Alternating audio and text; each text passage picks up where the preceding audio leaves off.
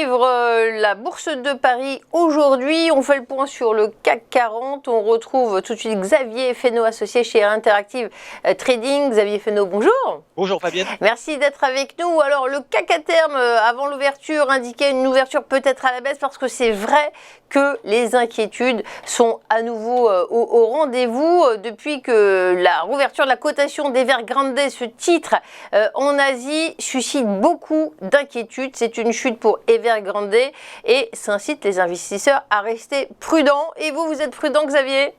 Oui, effectivement, CAC moins 0,5% à l'ouverture. Alors, c'est marrant que vous parliez de ça parce que justement, c'est vrai, les marchés américains ont fait des nouveaux records historiques, enfin, sur le Dow Jones hier. Et ce qui est quand même assez étonnant, c'est qu'il y a 2-3 semaines, on avait effectivement des inquiétudes de partout. Tout le monde pensait que le marché allait s'effondrer. On avait effectivement Evergrande, l'inflation qui était en train de s'emballer, le taux à 10 ans aux États-Unis qui inquiétait tout le monde d'ailleurs ce matin, qui est quand même autour des 1,65%, le tapering à venir de la Fed, etc. Et puis, on a l'impression qu'en 2 semaines, tout a été oublié, hop, nouveau record historique comme par magie des indices américains. Alors tant mieux, hein, puisque on avait parlé la semaine dernière, plutôt optimiste effectivement, parce qu'on voyait très bien que le marché avait envie de remonter. Pour autant, j'estime que l'élastique est tendu. L'élastique, c'est peut-être un peu tendu en bas, et là, il est peut-être effectivement en train de se tendre, et d'ailleurs peut-être que même il va se détendre dans le courant de la journée, au cours de ces prochains jours, avec le problème que vous venez d'évoquer d'Evergrande notamment.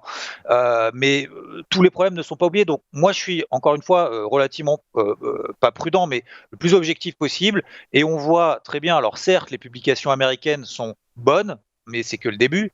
On a en fin de semaine encore pas mal de publications, notamment Intel, je crois, et puis ça continuera la semaine prochaine. Et surtout sur le CAC, en fait, on voit depuis maintenant quasiment la fin de la semaine dernière, en tout cas depuis le début de la semaine, ce qu'on appelle une sous-performance. C'est-à-dire qu'on voit les indices américains qui montent quasiment seuls.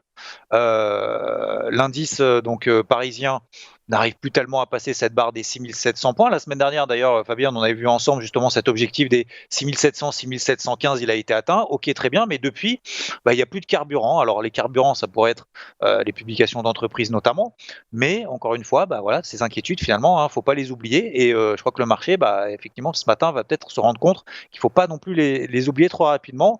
Cette nuit, on a notamment l'indice japonais, le Nikkei, qui a échoué sur les 29 500 points. Il a perdu 700 points depuis. Globalement, en fait, j'estime qu'on peut être dans un gros range, c'est-à-dire des petits, effectivement, le ralliement de zones de résistance, des échecs, des ralliements de zones support, des échecs également à les rompre. Et finalement, on peut passer peut-être jusqu'à la fin de cette année, juste dans des phases en fait globalement de latérisation avec de temps en temps des bonnes et de temps en temps des mauvaises nouvelles.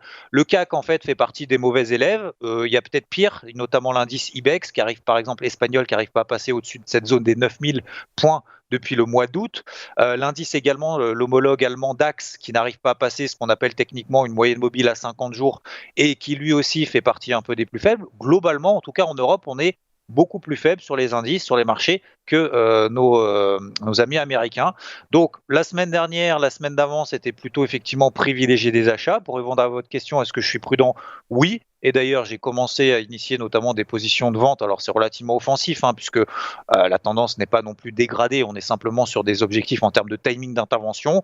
C'est vrai que techniquement, on est sur une zone de résistance qui échoue.